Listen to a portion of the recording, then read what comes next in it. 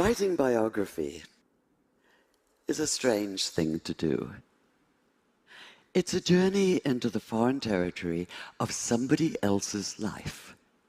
A journey, an exploration that can take you places you never dreamed of going and still can't quite believe you've been, especially if, like me, you're an agnostic Jew and the life you've been exploring is that of Muhammad. 5 years ago, for instance, I found myself waking each morning in misty Seattle to what I knew was an impossible question. What actually happened one desert night, half the world and almost half of history away? What happened, that is, on the night in the year 610 when Muhammad received the first revelation of the Quran on a mountain just outside Mecca? This is the core mystical moment of Islam. And as such, of course, it defies empirical analysis. Yet the question wouldn't let go of me. I was fully aware that for someone as secular as I am, just asking it could be seen as pure chutzpah. And I plead guilty as charged, because all exploration, physical or intellectual, is inevitably, in some sense, an act of transgression, of crossing boundaries. Still, some boundaries are larger than others. So, a human encountering the divine, as Muslims believe Muhammad did? To the rationalist, this is a matter not of fact, but of wishful fiction. And like all of us, I like to think of myself as rational, which might be why when I looked at the earliest accounts we have of that night, what struck me even more than what happened was what did not happen. Muhammad did not come floating off the mountain as though walking on air. He did not run down shouting, "Hallelujah," and "Bless the Lord." He did not radiate light and joy. There were no choirs of angels, no music of the spheres, no elation, no ecstasy, no golden aura surrounding him, no sense of an absolute foreordained role as the messenger of God.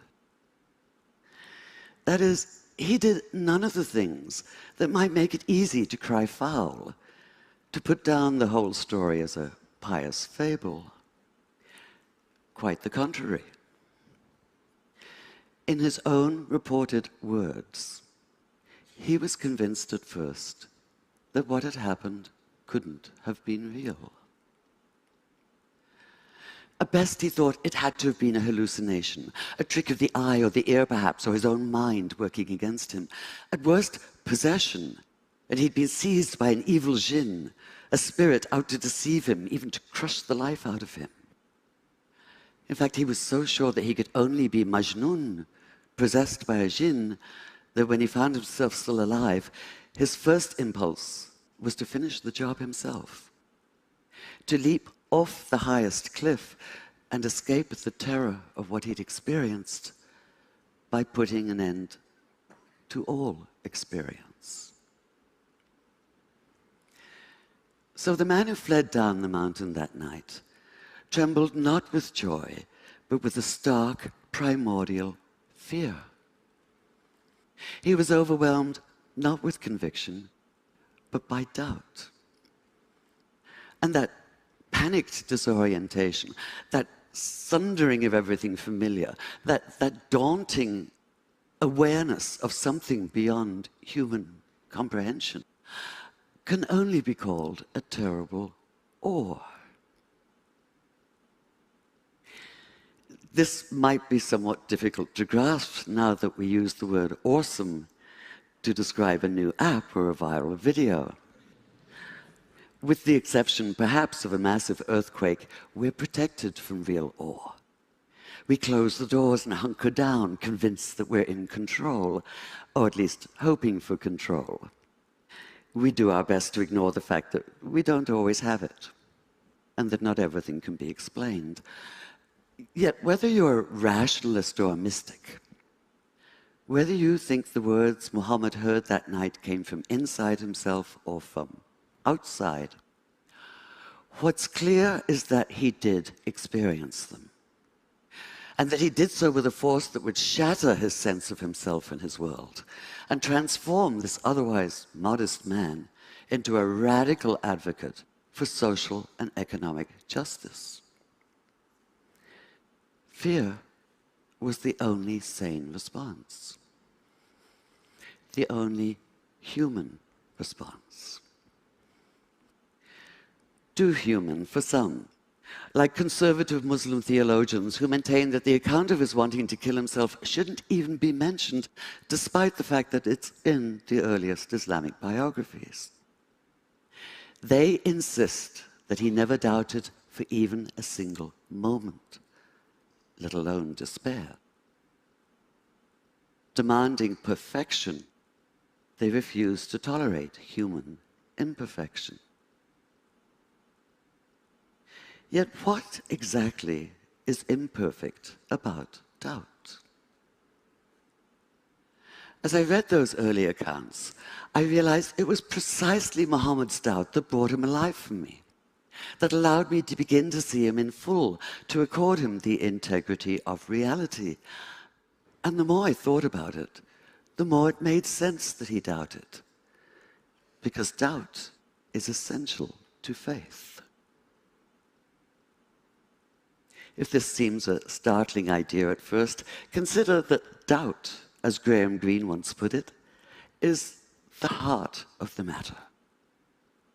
Abolish all doubt, and what's left is not faith, but absolute, heartless conviction.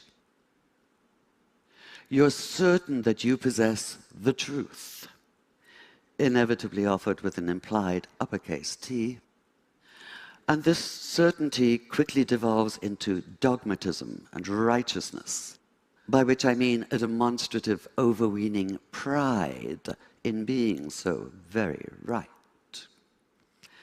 In short, the arrogance of fundamentalism. Could Muhammad have so radically changed his world without such faith? Without the refusal to cede to the arrogance of closed-minded certainty? I think not. After keeping company with him as a writer for the past 5 years, I can't see that he'd be anything but utterly outraged at the militant fundamentalists who claim to speak and act in his name in the Middle East and elsewhere today. He'd be appalled at the repression of half the population because of their gender.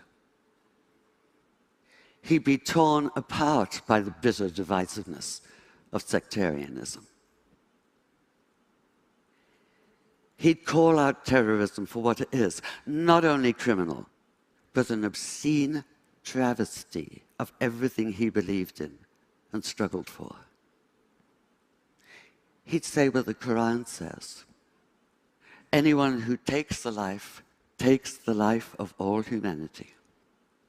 Anyone who saves the life saves the life of all humanity. And he'd commit himself fully to the hard and thorny process of making peace. Thank you.